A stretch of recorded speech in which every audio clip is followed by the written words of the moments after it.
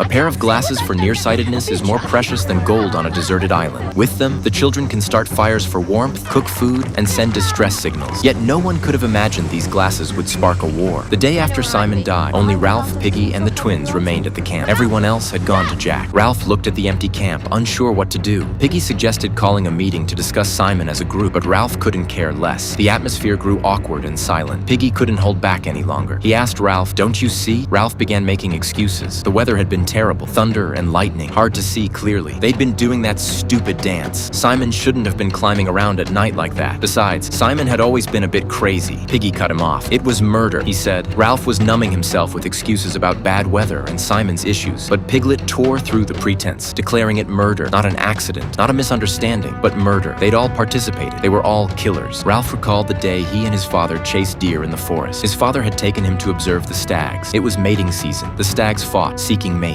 It was a season of violence. His father suggested a game. They'd run when the deer ran. Ralph reminded his father not to get too close, but his father didn't answer, staring intently at the stags. The stag began to run, and father and son began to chase. Halfway through the chase, Ralph tripped and fell. After returning home, Ralph dramatically recounted this near-death adventure to his mother. The deer was at least 7 feet tall. His mother laughed. That evening, his father suggested they go deep into the forest the next day to look for antlers. Deer shed their antlers every year, only to grow new ones immediately. It was the fastest growing tissue in nature. Ralph hesitated. He wanted to stay home with his mother. His father smiled and agreed. Back then, Ralph had his father, his mother, and a warm home. His father taught him about violence, but that was merely nature, something to observe, something to avoid. Ralph could choose not to hunt, choosing instead to stay with his mother. But now, Ralph was immersed in real violence, not the struggle of deer, but the killing of men. He had no choice. He was swept into murder, unable to escape. Late at night, Piggy heard noises outside and woke Ralph. They held their breath. Suddenly, shouts erupted. Jack's men burst in, grabbing Ralph and Piggy. Chaos ensued. Minutes later, the attackers left. Piggy thought they'd come for the conch shell, but he discovered his glasses were missing.